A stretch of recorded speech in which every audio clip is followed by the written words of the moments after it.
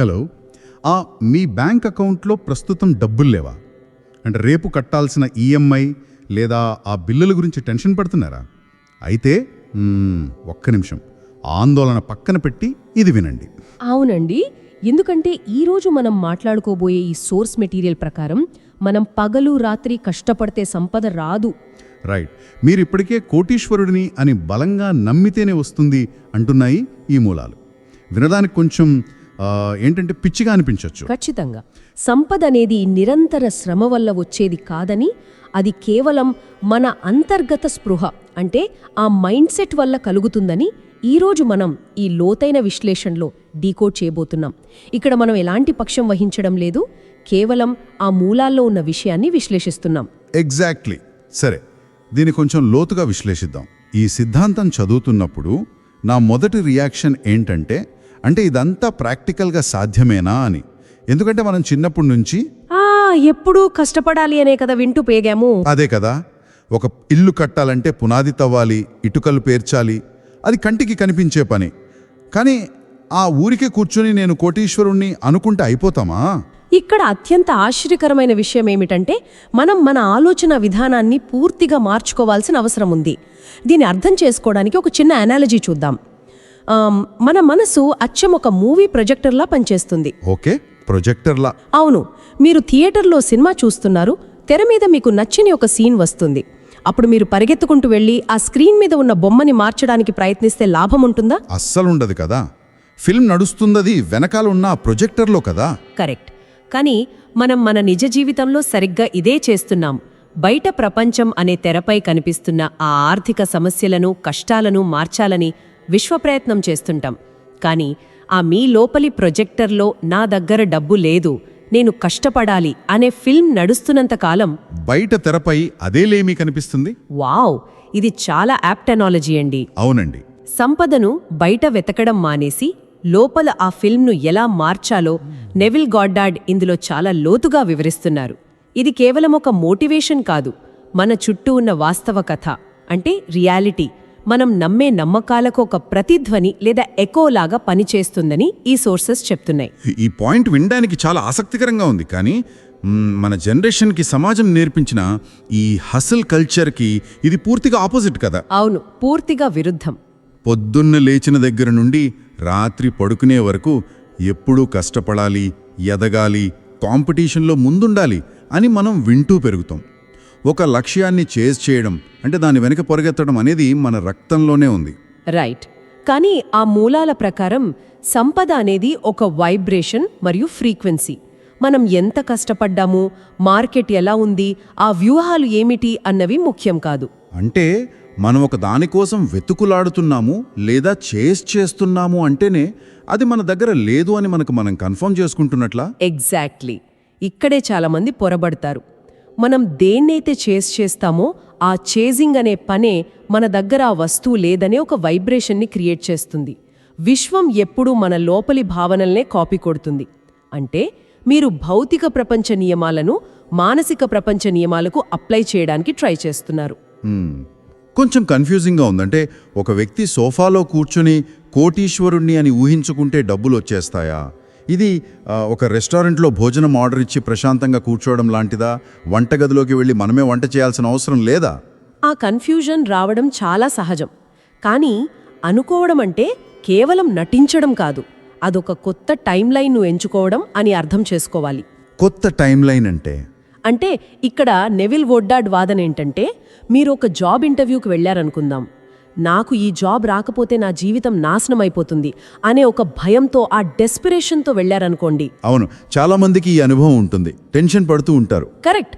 అప్పుడు మీ సమాధానాలు ఎంత కరెక్ట్ అయినా సరే, ఇంటర్వ్యూ చేసే వాళ్ళకి మీలోని ఆ భయం, ఆ లేమి వైబ్రేషన్ తెలిసిపోతుంది. అదే మీరు ఆ జాబ్ ఇప్పటికే మీ సొంతం అన్నంత కాన్ఫిడెన్స్తో రిలాక్స్డ్గా వెళితే, ఓహో, ఆ ప్రజెన్స్ ఆకర్షణీయంగా మారుతుంది కదా. అంటే ఆ వెతుకులాట అనే చర్యలోనే ఒక లోపముందన్నమాట. మన లక్ష్యం కోసం తపన పడటం ఆపినప్పుడే అది మన సొంతం అవుతుందని ఈ సోర్సెస్ చెప్తున్నాయా? అవునండి. అప్పుడే మీరు సరైన ప్రేరేపిత చర్యలు తీసుకోగలుగుతారు. అంతేకాని సోఫాలో బద్ధకంగా కూర్చోవడం కాదు. ఓకే, మీరు చెప్పిన ఇంటర్వ్యూ ఉదాహరణతో ఆ ఫ్రీక్వెన్సీ కాన్సెప్ట్ ఏంటో చాలా లాజికల్గా అర్థమైంది. కానీ ఇక్కడ ఒక ప్రాక్టికల్ ప్రశ్న వస్తుంది. చెప్పండి. కష్టపడకుండా కేవలం భావనతోనే అంతా జరుగుతుందంటే మరి కళ్ళెదురుగా కనిపిస్తున్న ఖాళీ బ్యాంక్ అకౌంట్ పరిస్థితి ఏంటి? టేబుల్ మీద కట్టాల్సిన ఈఎంఐ నోటీసులుంటాయి. ఈ రియాలిటీని మనం విస్మరించలేం కదా. ఇక్కడే అసలైన సైకలాజికల్ షిఫ్ట్ జరగాలి.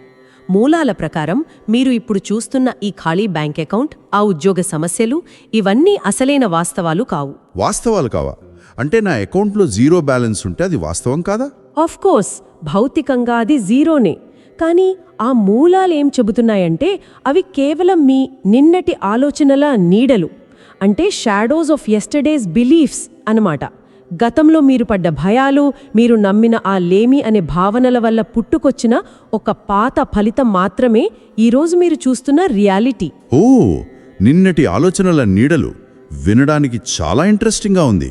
అవును, వాటిని చూసి భయపడకూడదు. ఎందుకంటే మనం ఎప్పుడూ చూశాకే నమ్ముతాను అని కండిషన్ అయిపోయాం కదా. కానీ ఇక్కడ సూత్రం ఏంటంటే నమ్మినప్పుడే చూస్తావు. అంటే రెండు పడవల్లో కాలు పెట్టకూడదనమాట. సంపద కావాలనుకుంటూనే ఆ బిల్లుల గురించి భయపడకూడదు. కానీ ఇక్కడే అసలైన ఆసక్తికరమైన విషయం దాగి ఉంది. ఏంటది? ఇదంతా వింటుంటే ఒక చిన్న ఇరుకు గవిలో కూర్చొని కళ్లకు ఆ వర్చువల్ రియాలిటీ అంటే ఆ VR గ్లాసెస్ పెట్టుకుని నేనేదో పెద్ద ప్యాలెస్లో ఉన్నాను అని నా మనసుకు నేనే అబద్ధం చెప్పుకుంటున్నట్లు లేదా? దీన్ని సైకాలజీలో ఒక డెల్యూజన్ లేదా పిచ్చితనం అనుకోకుండా ఎలా ఉండగలం? చాలా వ్యాలిడ్ పాయింట్ అడిగారు. దీన్ని మనం ఒక విశాల దృష్పథంతో చూస్తే ఈ సోర్సెస్ చెప్పేదానికి ఆ పిచ్చితనానికి చాలా తేడా ఉంది. మీరు VR గ్లాసెస్ పెట్టుకుని రియాలిటీని తప్పించుకోవడం లేదు. నిజం చెప్పాలంటే మీరు ఇన్నేళ్లుగా ఆ భయం, అభద్రతా భావం అనే ఒక పాత VR గ్లాసెస్ పెట్టుకుని ప్రపంచాన్ని చూస్తున్నారు. ఓహో, అంటే ఆ పాత లెన్స్ గుండా చూస్తున్నామంటారా? అవును, కరెక్ట్. ఇప్పుడు మీరు ఆ పాత గ్లాసెస్ తీసేసి అబండెన్స్ అంటే సమృద్ధి అనే కొత్త గ్లాసెస్ పెట్టుకోబోతున్నారు. కంటికి కనిపించని నమ్మకమే కనిపించే వాస్తవానికి జన్మనిస్తుందని ఇక్కడ మనం అర్థం చేసుకోవాలి. అంటే పాత నమ్మకాలను కొత్త నమ్మకాలతో రీప్లేస్ చేసే ఆ ప్రక్రియలో ప్రస్తుత వాస్తవాన్ని ఒక భ్రమగా చూడగలగాలి అని మూలాలు చెబుతున్నాయి. ఎగ్జాక్ట్లీ. అప్పుడే మీ మెదడు కొత్త అవకాశాలను వెతుకుతుంది. రైట్. వావ్. అయితే ఇదంతా చేయడానికి ప్రస్తుత వాస్తవాన్ని చూసి భయపడకుండా ఉండాలంటే ఇక్కడ ఒక ముఖ్యమైన పాయింట్ గురించి ప్రస్తావించారు కదా. అదే పూర్తిగా విశ్రాంతి తీసుకోవడం లేదా రిలాక్సేషన్. అవునండి, ఈ ప్రాసెస్లో రిలాక్సేషన్ అనేది కీ. నాకు ఈ పాయింట్ చదివినప్పుడు ప్రాక్టికల్గా ఇది ఎంత కష్టం అనిపించింది. ఎందుకంటే తలపై ఎన్ని టెన్షన్స్ పెట్టుకుని ప్రశాంతంగా ఎలా ఉండగలరు? కానీ ఇక్కడ ఏమంటున్నారంటే టెన్షన్ పడటం అంటే ఇది ఇంకా నా దరి చేరలేదు అని పదే పదే విశ్వానికి చెప్పడమే అంటున్నారు. అవును, అదే మీరు ప్రశాంతంగా ఉండటం అంటే ఇది అప్పటికే నా సొంతం అని నమ్మడం. ఉత్సాహంగా గెంతాల్సిన అవసరం లేదు. ఒక విత్తనాన్ని నాటిన తర్వాత అది రేపటికల్లా చెట్టయిపోవాలని మనం నేలతవ్వి చూడం కదా. అవును, అది మొలకెత్తుతుందని ఎంత ప్రశాంతంగా నమ్ముతామో అంత ప్రశాంతత కావాలిక్కడ. మూలాల ప్రకారం ఈ ప్రశాంతత వల్ల సమయం కూడా వంగుతుంది లేదా టైం బెండ్ అవుతుందంటారు కదా. ఎన్నో ఏళ్లు పట్టే పనులు కొద్ది రోజుల్లోనే జరుగుతాయని. కరెక్ట్. దీన్ని నేను ఇంకోలా అర్థం చేసుకున్నాను. మనం ఆన్లైన్లో ఏదైనా వస్తువు ఆర్డర్ చేసినప్పుడు అది ఎప్పుడు వస్తుందా అని ప్రతి నిమిషం బయటకు వెళ్ళి చూడం కదా. ఆర్డర్ కన్ఫర్మ్ అయ్యాక ఆ వస్తువు వస్తుందనే నమ్మకంతో ప్రశాంతంగా వేరే పనులు చేసుకుంటాం. ఇది అంతేనా? వావ్, ఇది చాలా పర్ఫెక్ట్ ఎనాలజీ అండి. ఎగ్జాక్ట్లీ అదే జరుగుతోంది. అయితే ఇక్కడ విశ్రాంతి అనగానే చాలామంది దీన్ని బద్ధకం లేదా లేజీనెస్ అనుకుంటారు. కానీ అది నిజం కాదు. అదొక పవిత్రమైన విశ్రాంతి లేదా సేక్రెడ్ రెస్ట్ అని ఈ సోర్సెస్ వివరిస్తున్నాయి. పవిత్రమైన విశ్రాంతి అంటే మానసికమైన రిలాక్సేషన్ అనుకోవచ్చా? అవును, ఆ ఆందోళనను వదిలేసి ప్రశాంతమైన నమ్మకంతో ఉండే స్థితి. ఈ స్థితి నుండే ప్రేరేపిత చర్యలు, అదే ఇన్స్పైర్డ్ యాక్షన్స్ పుట్టుకొస్తాయి. ఇవి మీరు టెన్షన్ పడుతూ చేసే పనుల్లా కాకుండా చాలా ఆనందంగా ఒక అయస్కాంతంలా పనిచేస్తాయి. ఓహో, అంటే ఆ ప్రేరేపిత చర్య అనేది మన ఒక లక్ష్యాన్ని సాధించడానికి కష్టపడుతున్నట్లుగా కాకుండా ఒక ఫ్లోలో జరిగిపోతుందన్నమాట. చాలా క్లియర్గా ఉంది. అయితే ఈ ప్రాసెస్ అంతా ఫాలో అయ్యాక ఆ ప్రశాంతతను అలవాటు చేసుకున్న తర్వాత ఒక వ్యక్తిలో వచ్చే శాశ్వతమైన మార్పు ఏమిటి? మంచి ప్రశ్న. కేవలం వారి బ్యాంకు బ్యాలెన్స్ పెరుగుతుందా లేక ఆ మనిషే పూర్తిగా మారిపోతాడా? ఎందుకంటే ఇదంతా వింటుంటే ఇది కేవలం డబ్బుకు సంబంధించిన విషయంలా అనిపించడం లేదు. ఇదొక ఐడెంటిటీ లేదా గుర్తింపుకు సంబంధించిన సమస్య అనిపిస్తోంది. మీరు కరెక్ట్గా క్యాచ్ చేశారు. మూలాల నుండి మనం తీసుకున్న ముఖ్యమైన పాయింట్ ఇదే. ఇది డబ్బుకు సంబంధించిన సమస్య కాదు, మన గుర్తింపుకు సంబంధించిన సమస్య. ఒకసారి మీరు కోటీశ్వరుడిలా ఆలోచించడం మొదలుపెట్టితే మీ ఆత్మగౌరవం అమాంతం పెరుగుతుంది.